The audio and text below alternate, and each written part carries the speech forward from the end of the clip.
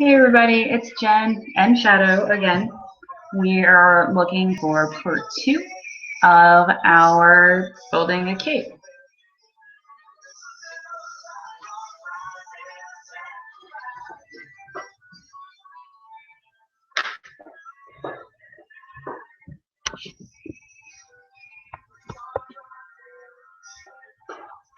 So if you missed part 1, you can find that on our YouTube page, on our Facebook page, or on our Google Plus page, the link for that. And we'll put a link in the description when this goes to YouTube underneath. So today we're going to be continuing to work on the cape. We're going to cut out the neckline. We're going to finish the edges. It's, again, a lot of not really exciting sewing stuff, but this is how it goes, and we should have a cape done in about 3 hours, maybe 3.5. So they don't take terribly long to make. Now, yesterday we did put together the triangles, and we found some red thread and had enough that we could put on the serger. So, if you guys can see there. So this is what they all looked like before. And we ran the serger directly next to that to cut off the black parts. So now it's just red on the inside. And you can't even tell.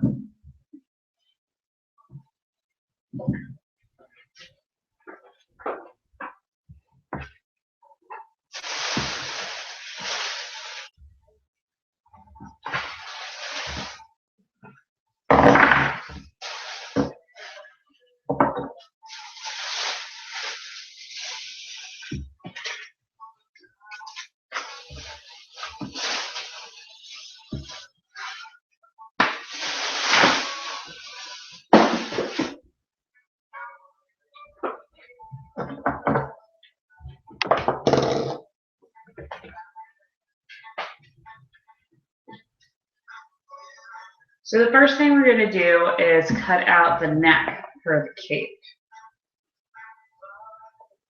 That's the top part here.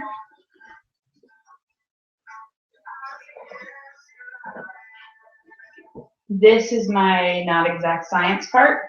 I don't have a pattern for this. It's going to be different for everybody. But I want the cape to sit up comfortably on my shoulders. And look nice and pretty. So I'm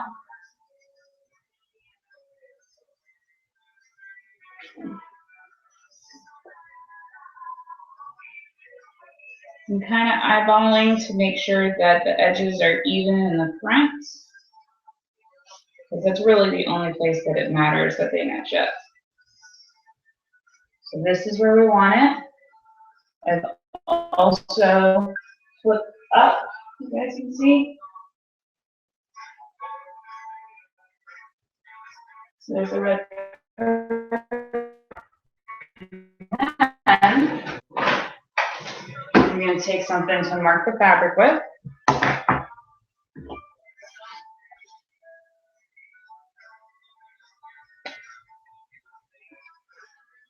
And find the collar of my shirt, which is a good collar line, and we'll mark on the cape where that is.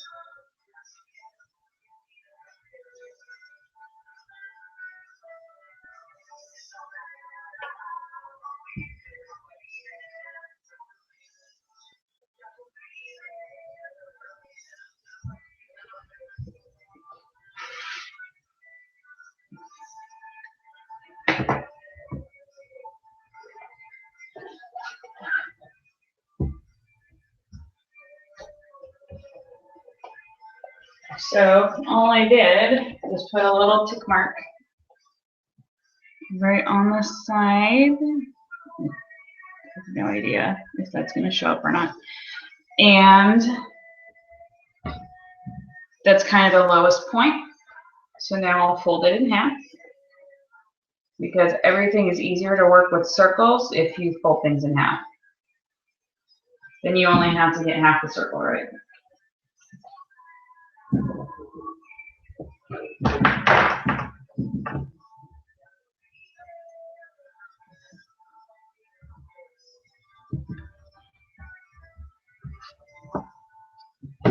go.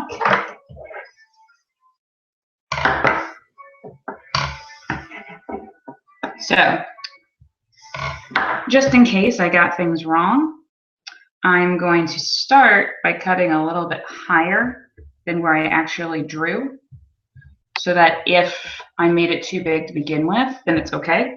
And if it's not quite big enough, you can always cut fabric away and target it up with a pick.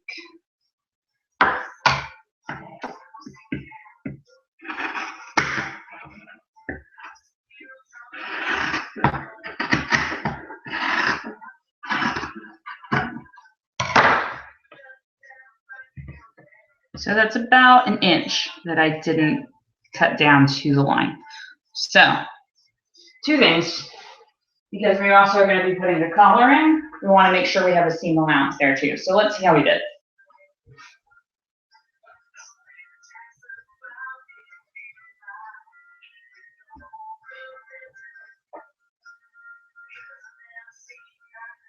And this is where the cape would connect. And that's pretty good. I'm going to loosen it up. I'm going to cut that extra inch because I don't like things sitting tight on my neck.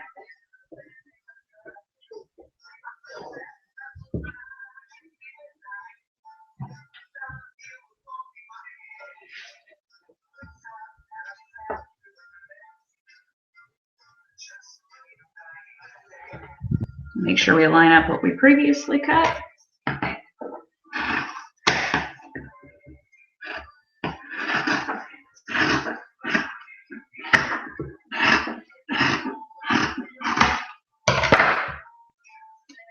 Here's our extra piece that we cut up.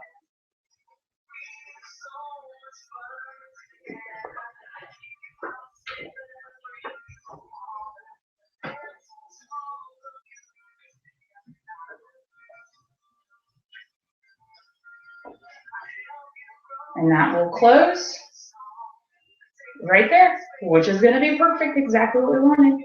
So now that we have that, the next thing I'm going to do is actually make the collar so that I can do all my finishing seams at the same time. So that's why I had to run to the fabric store this morning. We're going to be using interfacing for the collar. This is a really stiff iron-on interfacing. I'm using the Peltex 70 Ultra Firm Stabilizer. So you can iron it or not iron it. It's used for a lot of fabric accessories that you want things to retain their shape. As you can see, it's almost like cardboard, which is fine because that's what we want.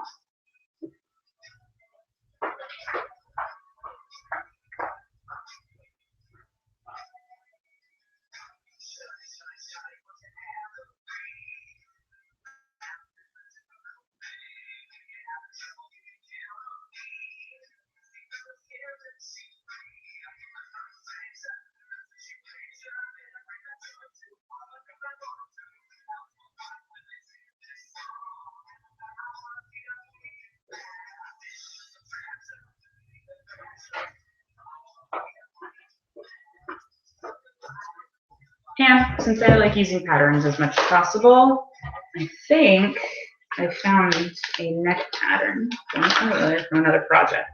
So I'm going to try and find that first, and if not, we'll make up something.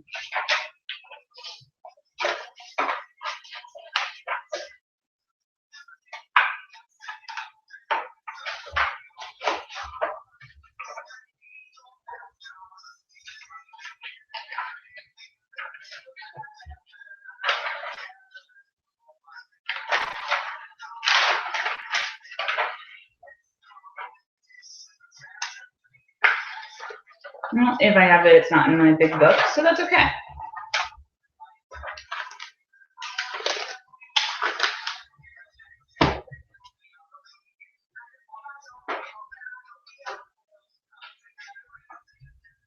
So we're going to take our handy dandy measuring tape, and I'm going to measure around my neck.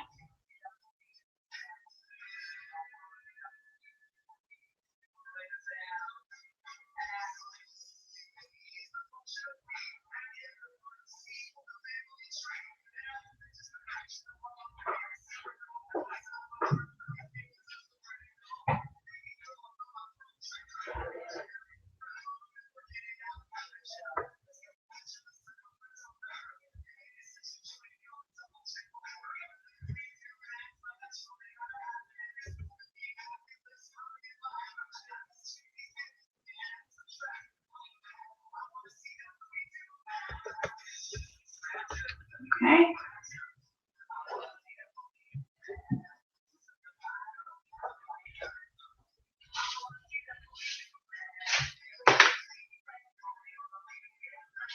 This is why we're saving our scraps.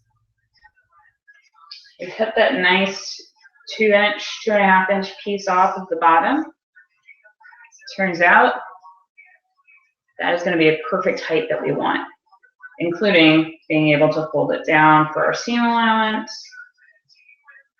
That's going to fit right on what we just cut.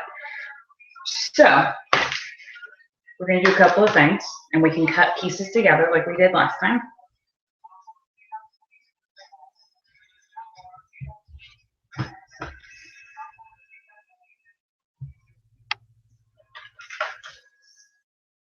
So I know that my interfacing piece is 20 inches wide. So, and my neck measurement was 13 inches. So even if I make it a little bit bigger, I still have plenty of room to play with on just the width. So I'm going to have a lot of this stiff interfacing hanging out around the house when I make more collars.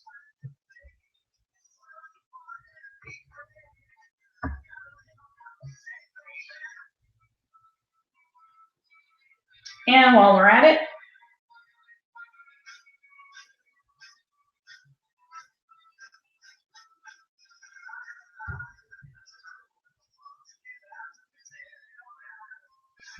so everything looks the same, we'll also be cutting a piece of red. Now probably no one's going to see the inside because it's going to be closed around my neck, but I'll know. So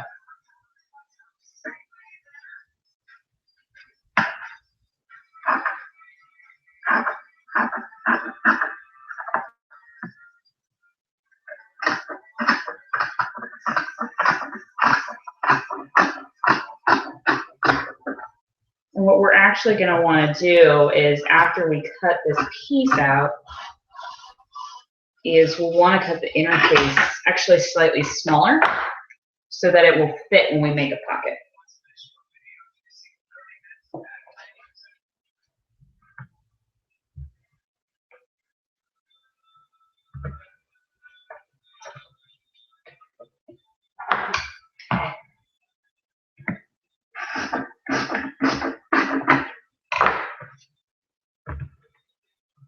So now we have 3 pieces. We have the red lining, we have the purple for the outside, and we have our stiff interface to make the collar.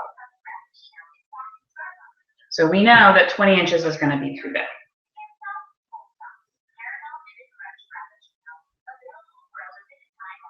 But we also want to leave some room, because based on another cosplay tutorial that we found about making capes, the recommendation was to use what you would use for the back of a bra.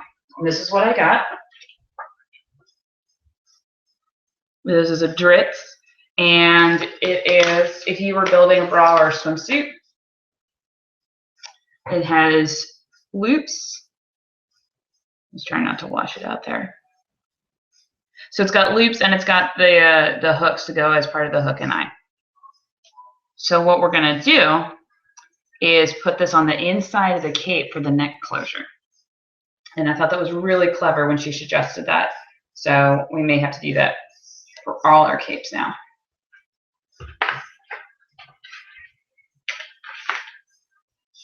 So we want to make sure we leave room so that we can put the closure on there, and then that the closure will actually fit.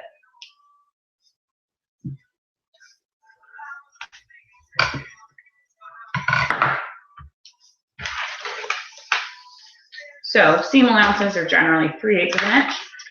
I like to leave a little bit extra. So we go up to a 1/2 inch, which doesn't sound like a whole lot, but it can make a really big difference in the land of sewing between that 1/8 of an inch, between 3/8 and 4/8. So if my neck measurement is about 13 inches, I'll double check.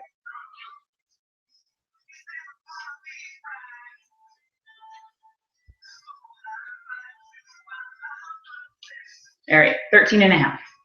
So I'm going to cut 14.5. So we have a 1/2 inch on either side.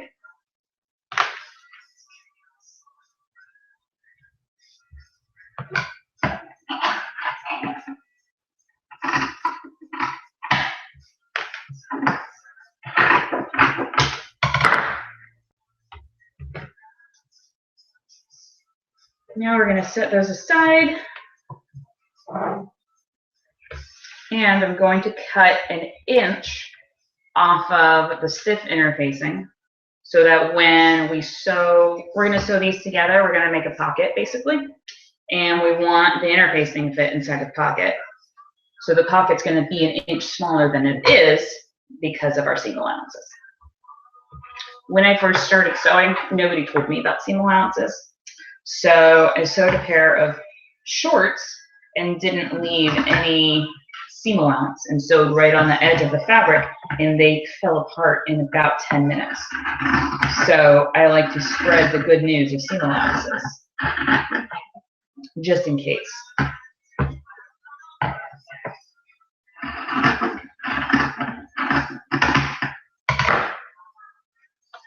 So now our interfacing is slightly smaller than our fabrics.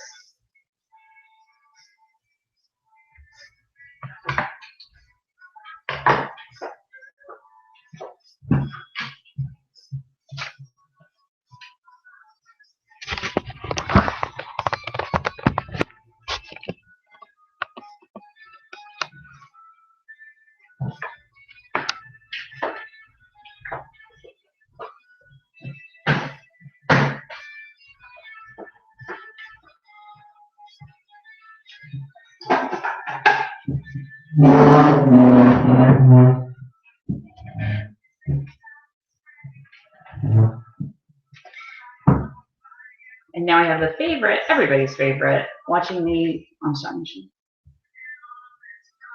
So we're going to put our right sides together. Again, just like yesterday or last time, these don't really have a wrong side.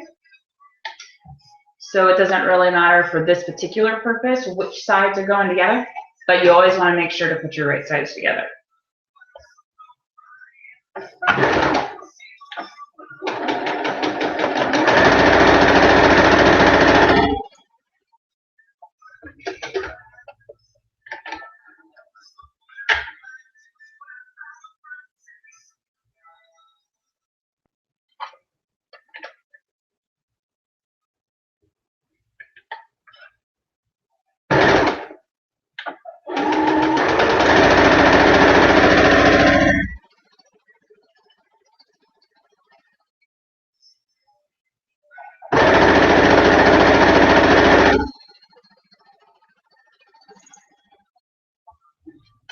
And just like every regular, this is our regular sewing machine. You notice that the serger went away.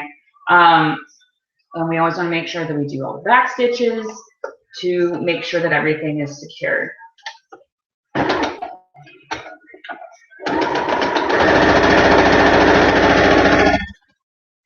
We want to make sure this is extra strong because this is where the weight is going to go. This is what's going to hold the cape together and hold it on. So the next thing I'm going to do to make sure things are nice and smooth is I'm actually going to clip my corners.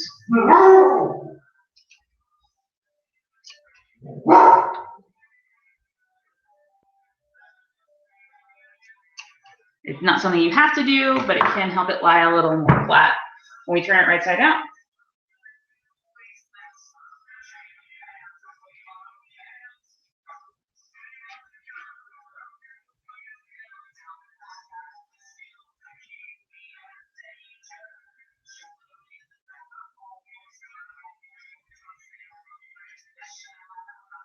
And there is our collar.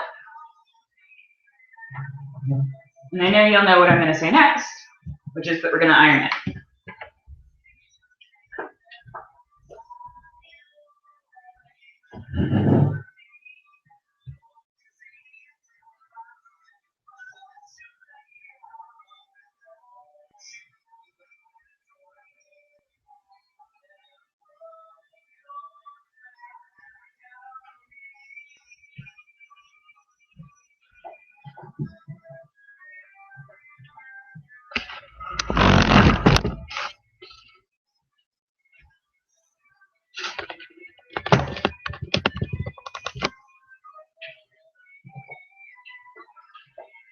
So before we started ironing, I decided that I would try it on just to make sure.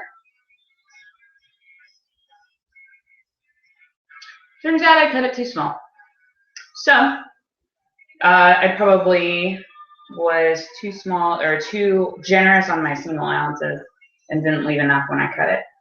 So instead of ripping the seams out, since I have a lot of scrap material, I'm just going to put that in the trash and learn from that and take another scrap that's the same width and we'll cut some more.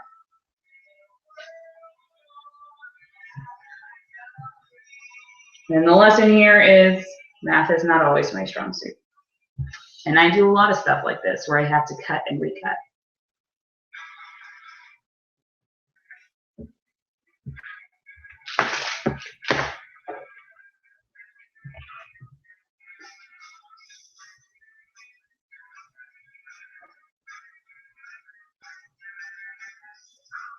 Now the interfacing is as tight as I want it to be. So I'm going to use that for my template. And this time, be more generous with my single ounces.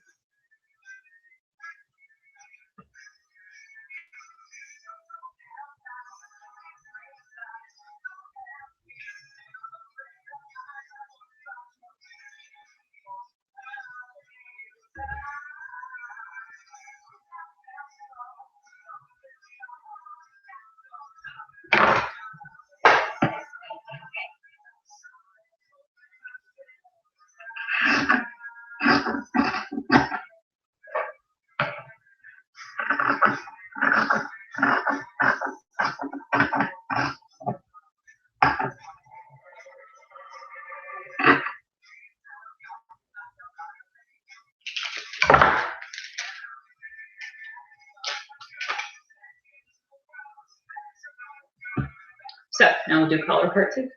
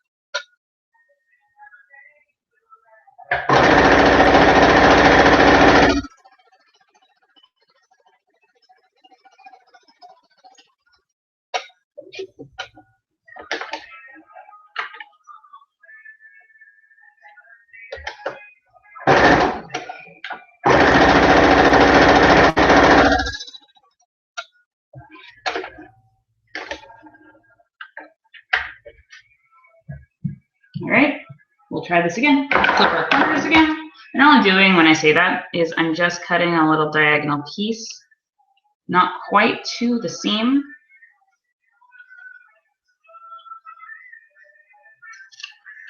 You don't want to cut the stitch you just made.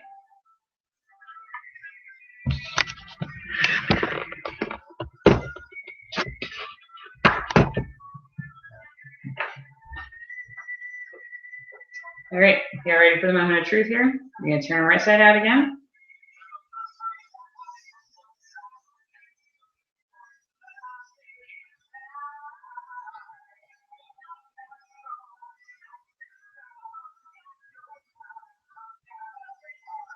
There we go. That's actually more fabric than we're going to need, but that's a good problem to have.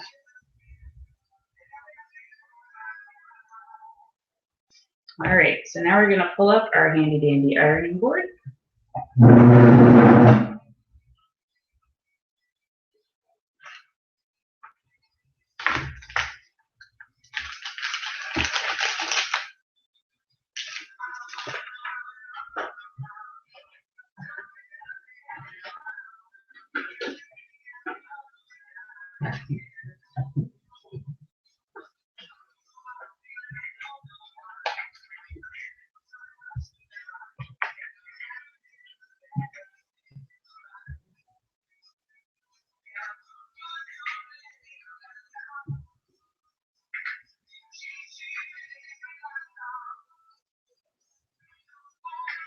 And then what I'm going to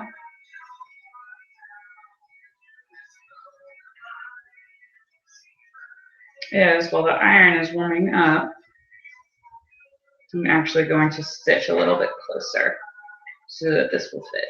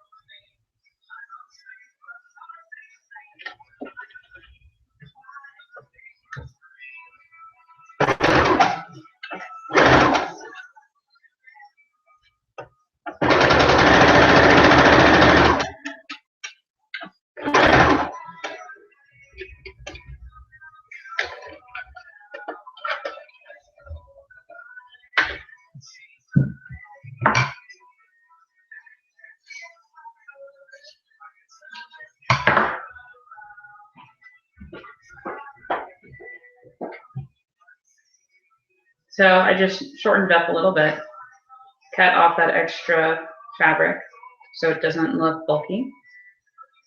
And see, y'all were supposed to remind me.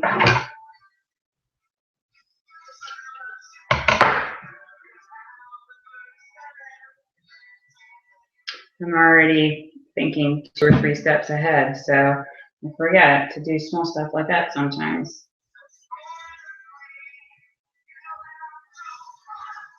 See, I make a little pocket. We're going to slip our interfacing in.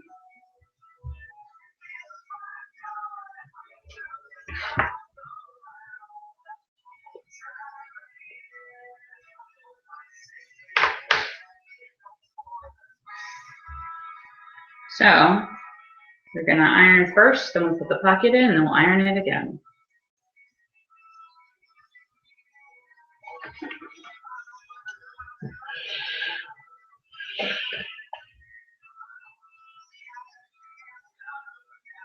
When it comes to ironing, be sure and check the type of material that you're using because different materials respond differently to heat and to steam. So some materials may not need a steam iron. Some materials may get ruined by a steam iron. Sometimes you have to put a cloth down between the fabric and the iron to iron it. There are tons of resources online about which fabrics need what for ironing. If y'all would like us to put together something for you about that, just let us know. We are no means experts, as you can tell.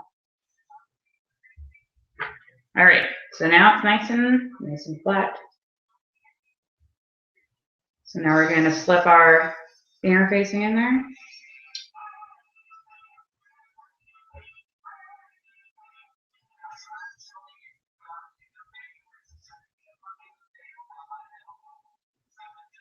There we go. And we can be really sneaky here. Because we're using this really thin material, you can see the interfacing, and you can see the color difference. So what I'm going to do is cheat a little bit, and probably no one's going to see this, so it doesn't really matter. But in case you run into something similar with one of your projects, where it might actually be seen, as I'm putting it in, I'm actually going to put the seam allowances behind it. So now you can't see the seam allowances.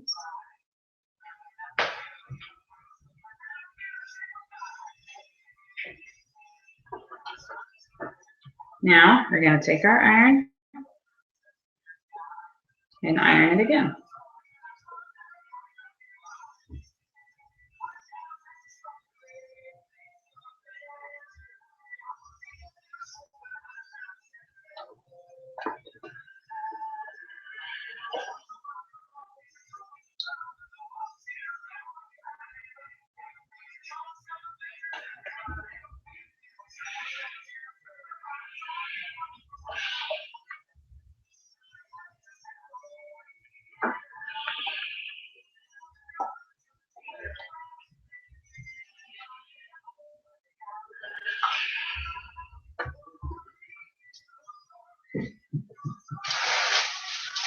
And all these interfacings come with directions. So that's the piece of paper that they're wrapped up in.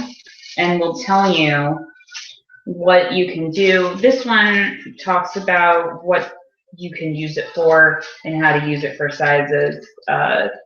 So I don't think that it's one that you're actually an iron-in stabilizer. There are iron-in stabilizers, yeah. And they are kind of sticky when you iron them. So you can actually iron them into your project, which can help if you're working on stuff and you don't want it to move around. I chose poorly and not choose the iron-on, so not too big a deal.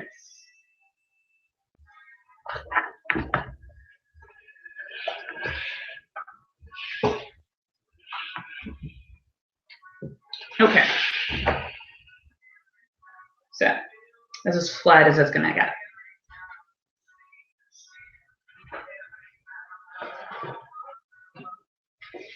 So now we're gonna take our cape, or the body of our cape rather.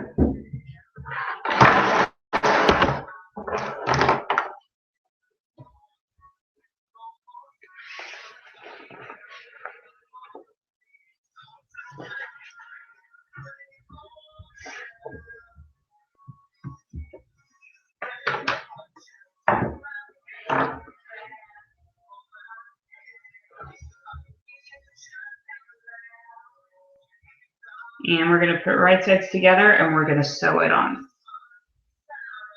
And then we'll turn it up and we'll do a top stitch. So to get that nice even line, we're going to go first with the serger and then we'll top stitch with the regular machine.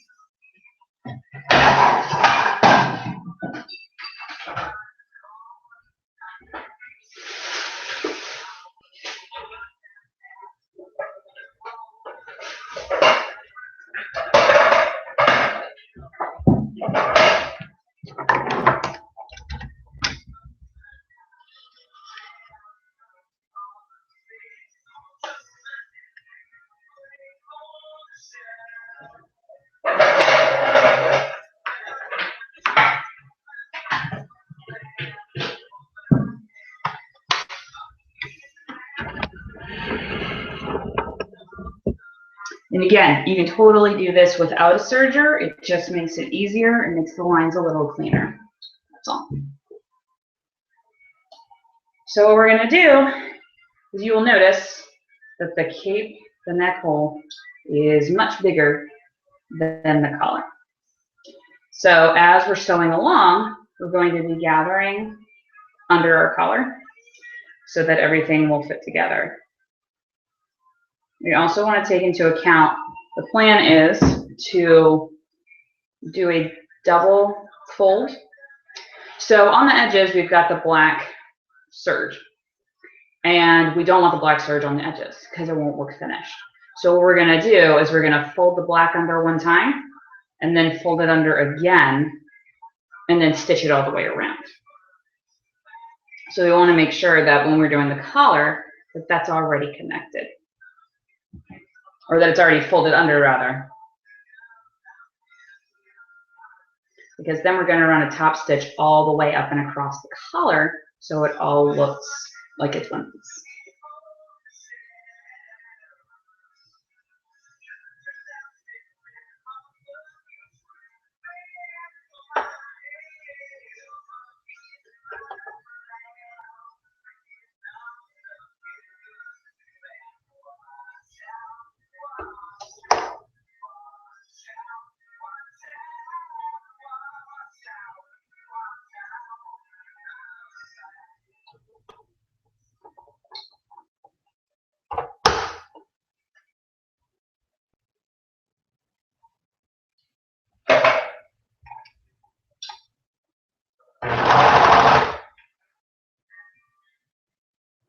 And again, since this is not the iron-in stabilizer, we're going to have to keep adjusting it. Pins would probably be appropriate here. So if you are a better sewer than I, you would have already pinned it.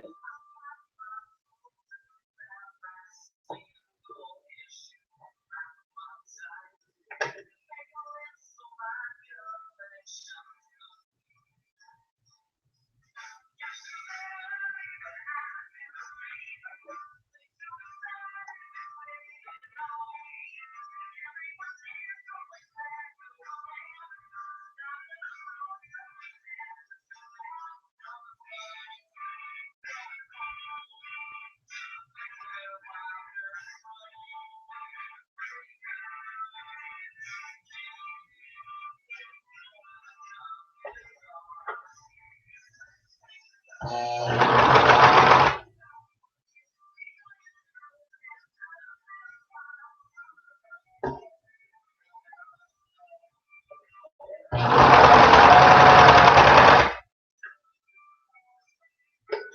when I'm gathering for the cape, as I'm going along with the collar, I'm taking at the seam and I'm folding it on top of itself, about a 1/2 inch. It's not quite a box pleat, but it is one way to do pleats without having to run through your, run a basting stitch through first.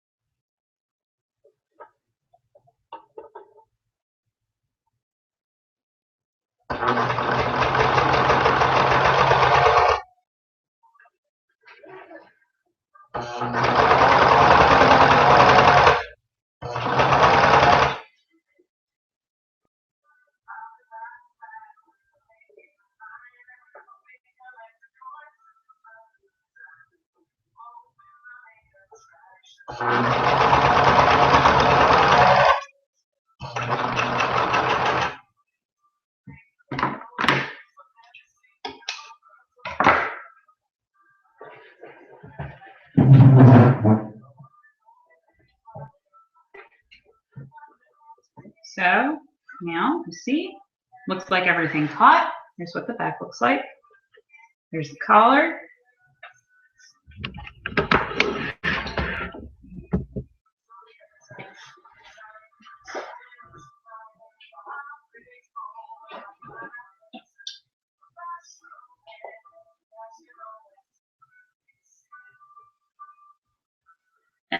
And there you go. Now our cape has a collar. So that's pretty cool.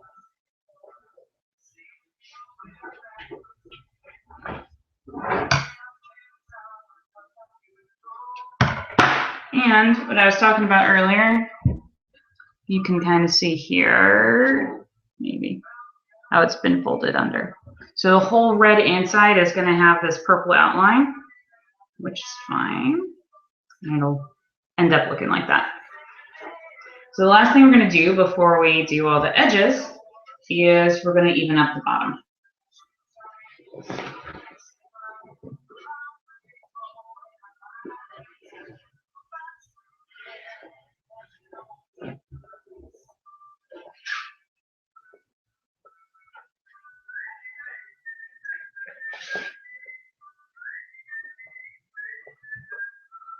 And again, we're going to fold it in half. Get everything lined up. And because it's so much material, we can actually fold it again.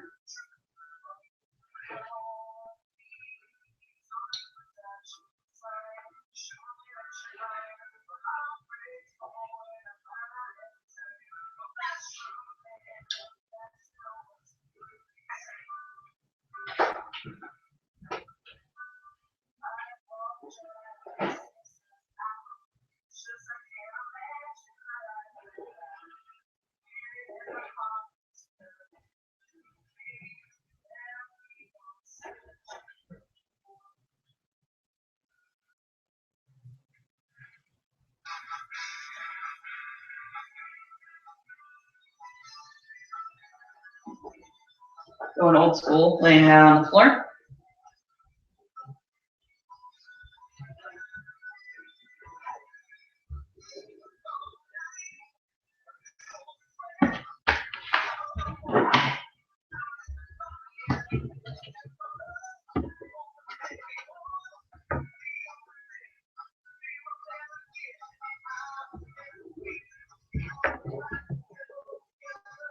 So now that we have everything all lined up on the edges, we want to shake it down very carefully so we don't lose our pulled places there. And make sure we've got everything as even as possible here on the bottom. It's a little challenging because it's got that double layer, but I think we can do it.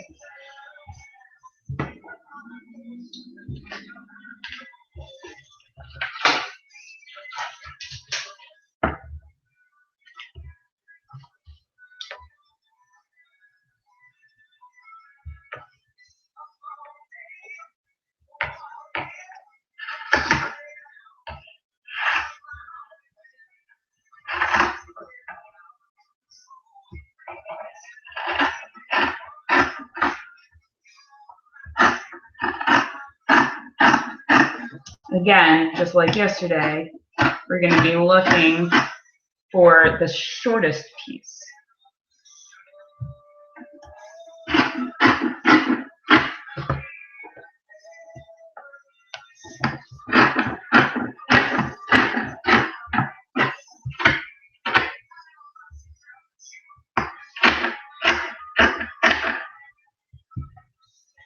So that got most of it.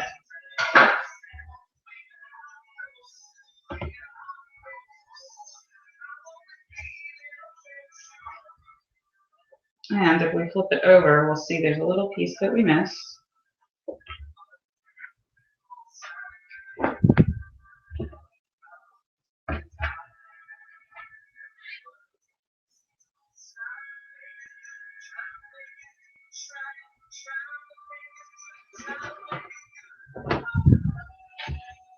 You can see here, you saw a little bit of that red showing up. So, no problem.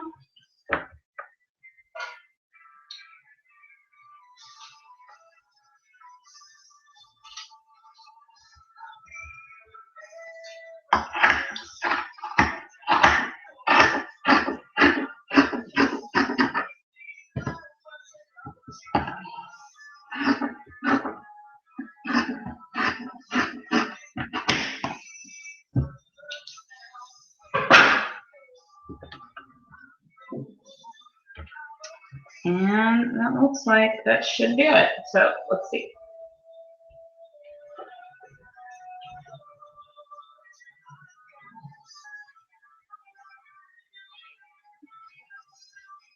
Scan my tiptoes there. So we've evened up the bottom. Do one more fit check.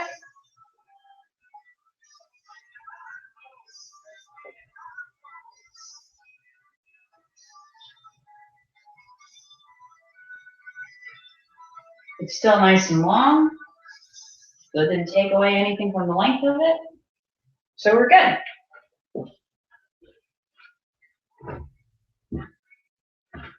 Now the next thing we're gonna do, basically I'm gonna show you all the closures and everything, and I'm not gonna film the stitching around the edges because it's going to be really boring for you guys. So now we're going to put in our closure for the neck.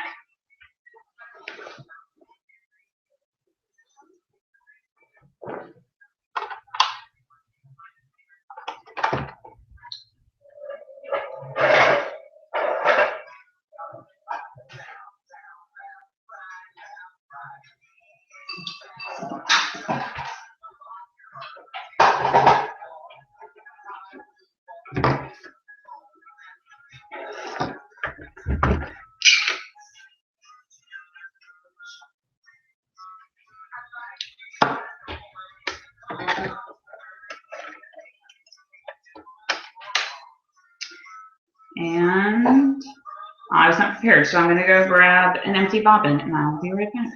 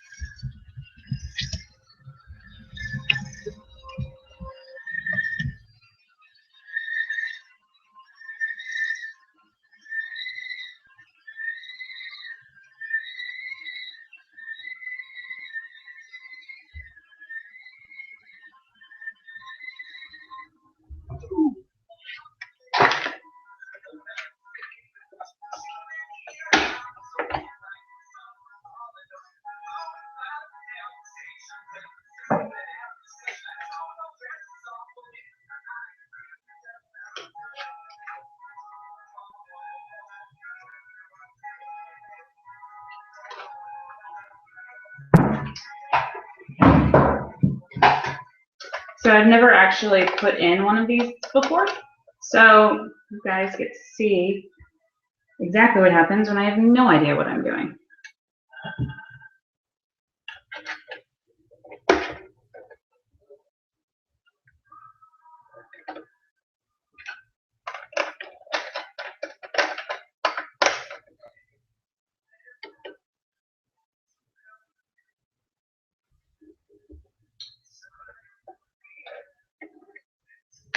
All right, so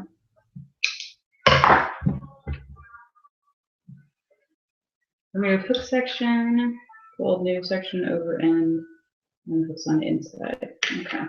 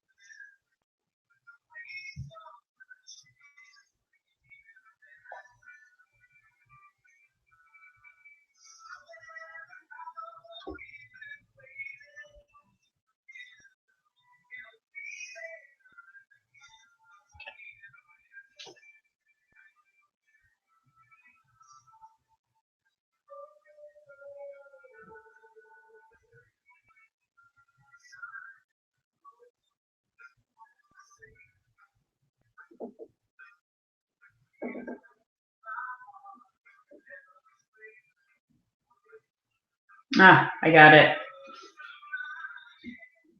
That was me trying to figure it out, going, I've put on bras for a long time. I should know how this works.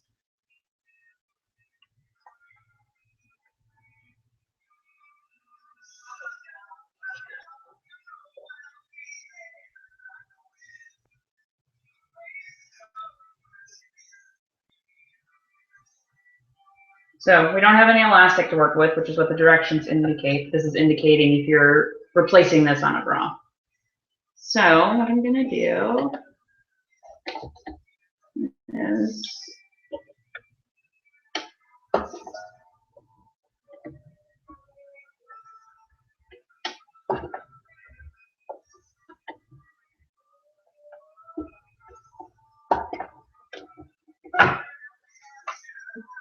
all right, so put the needle down into everything. I folded the eye piece, or the hook rather, in half so that it will be right on the edge of the cape.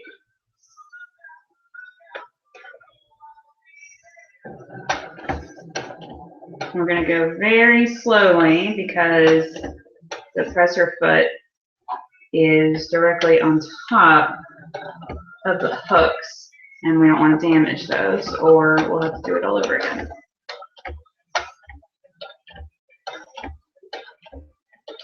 Some kind of button foot probably would have served us better. But I think this will work. All right.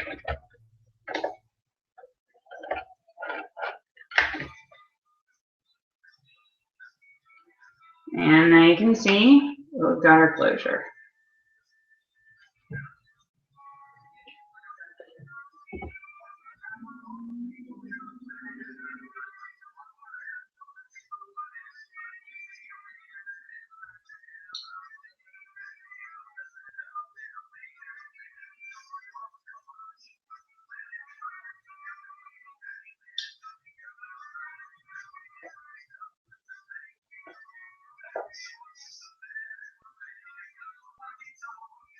All right, so now I hooked it up so I could figure out exactly how it would line up because I want it to close.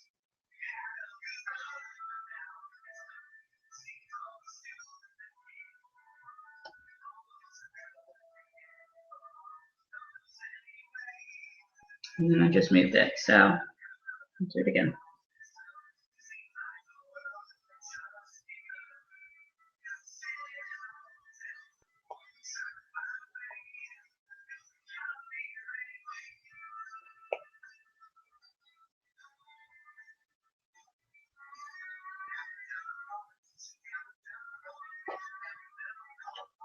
All right, I'm gonna do the same thing that I did on the other side.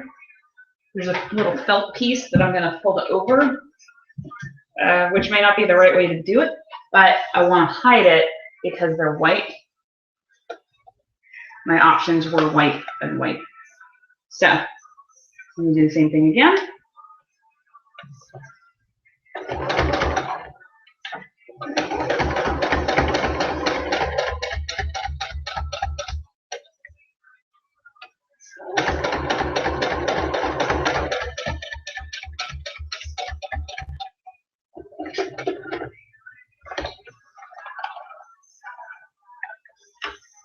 All right, now that's attached. Let's see if this works. Let's see if I did it right.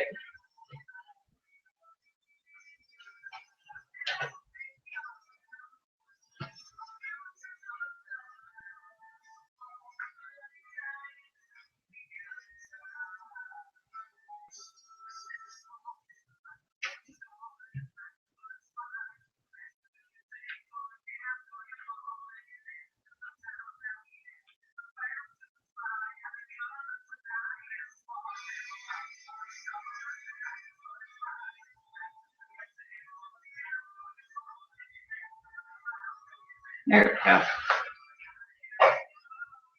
So I didn't do it all the way up.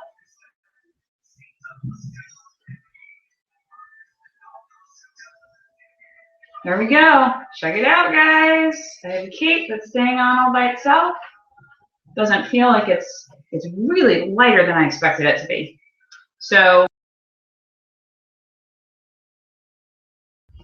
before we finish the edges, which will then mark being done with our cape.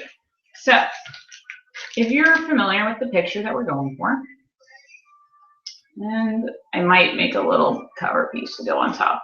We'll see how I feel. I'll sleep on it and I'll let you guys know.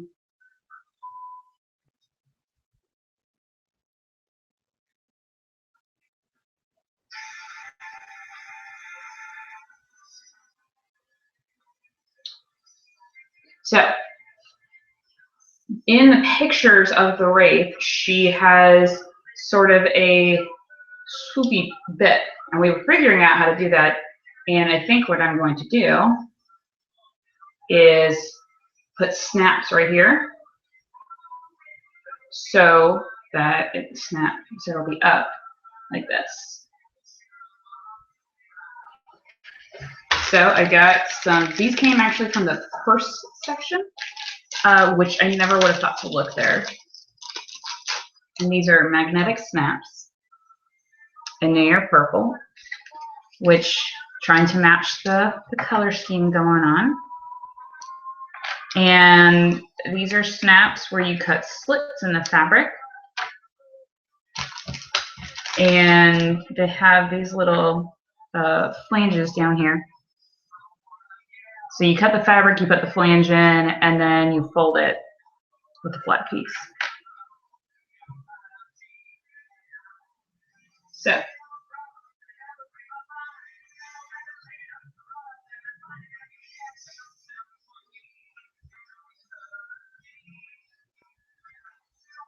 that's my plan.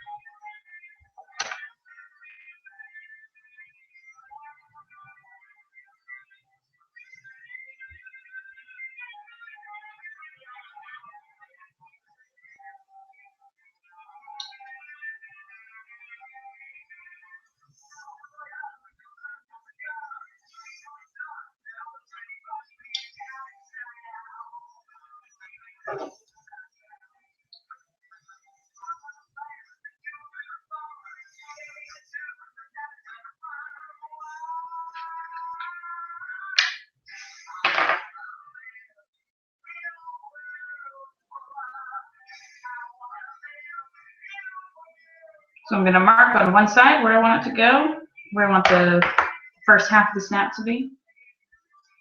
You guys can kind of see it right there.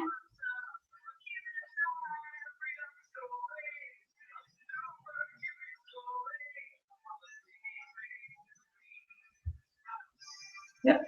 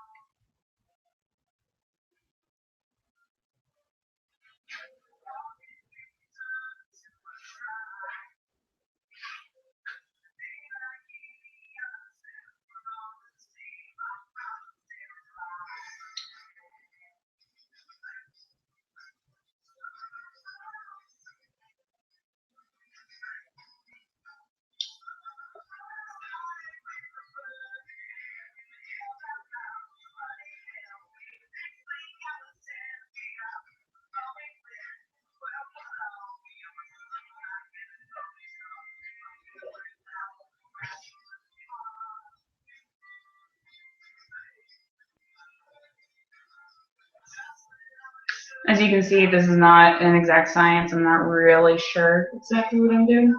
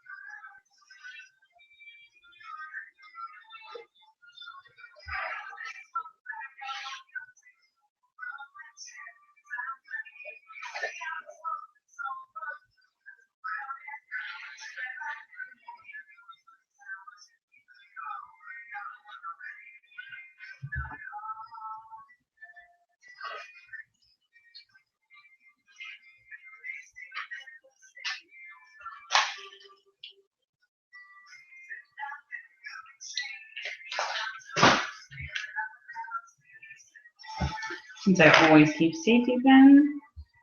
This is what I spend a lot of my time doing, guessing and trying things to see if they work and taking out lots of stitches.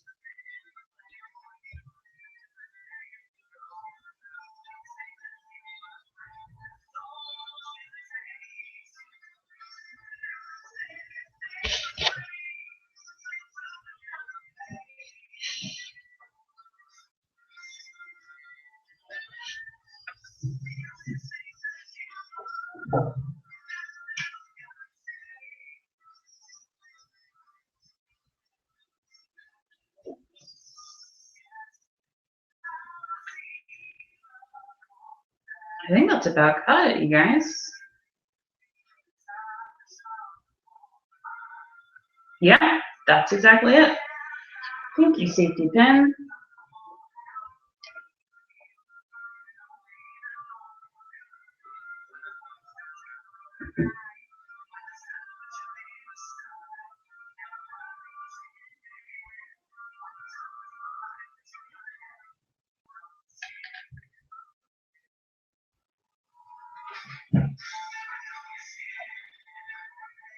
So we're going to mark the other spot where we want the snap to go.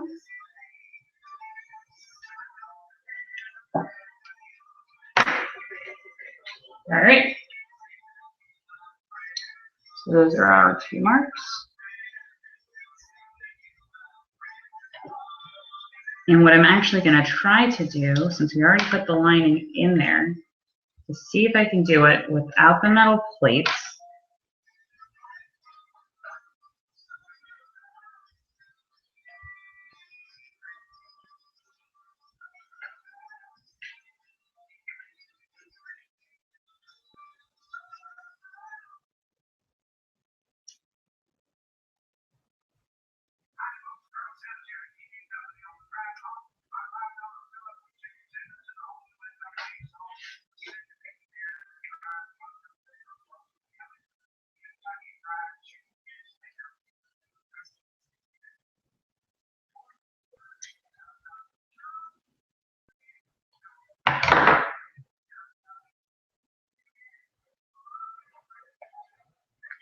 So I cut a small slit right above the mark that I made.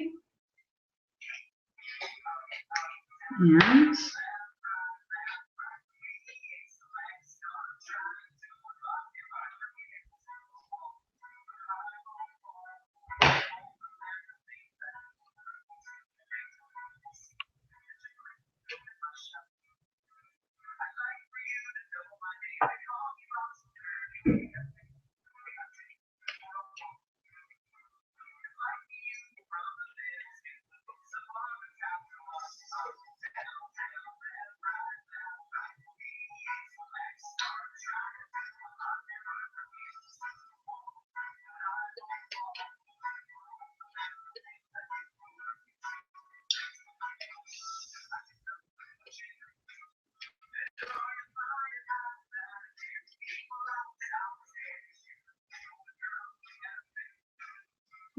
there we go.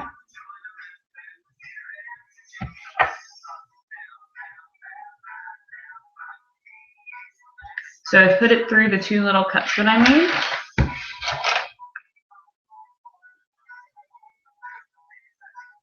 And the part that nobody's going to see is you can actually see the little prongs there in the lining. So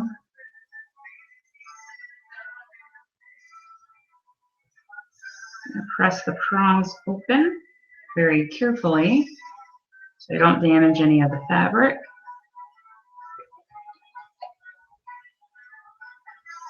And you snap.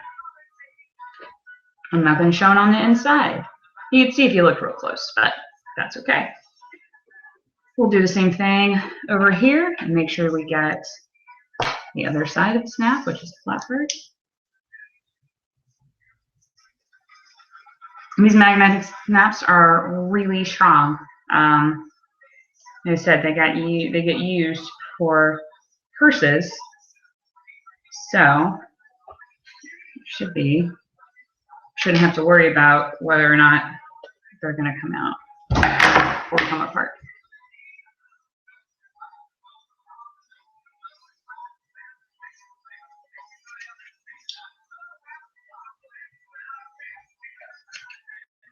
There we go.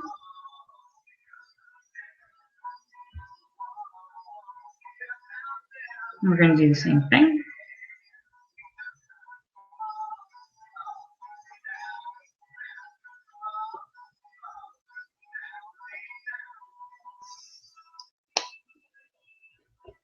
So let's try it out.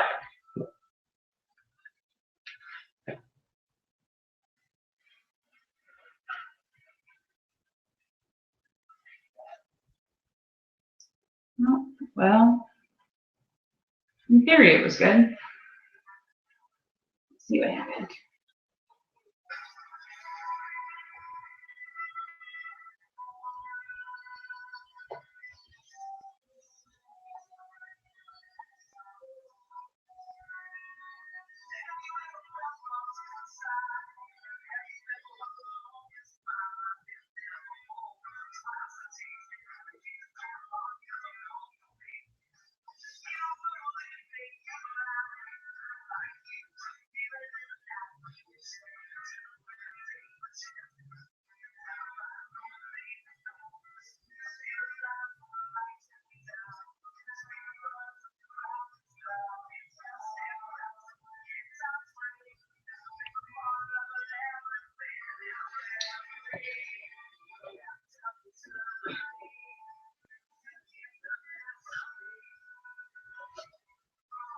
So here are our two snap placements.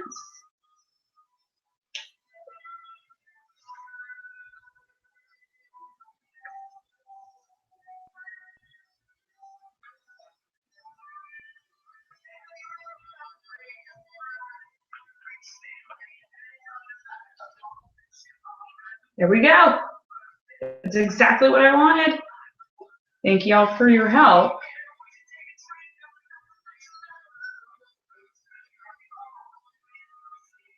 I'll have to figure out, I may have to put the snaps the other way, but the theory is good. So I'm going to do that on the other side, and then I'm going to roll all my edges. Well, to be honest, I'll serge the bottom first, and then I will roll all the edges over and roll them again and put my finishing seam on. I'll do a top stitch around the collar, and all that means is I'm going to lay it flat like this and stitch along so the collar will stay up, and I'll run my line as close to along here as possible, and then the cape will be done.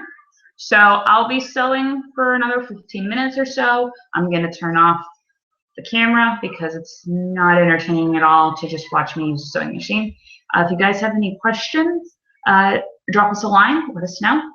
If you like these videos, let us know. If you don't like these videos, let us know. And we'll see you guys next time.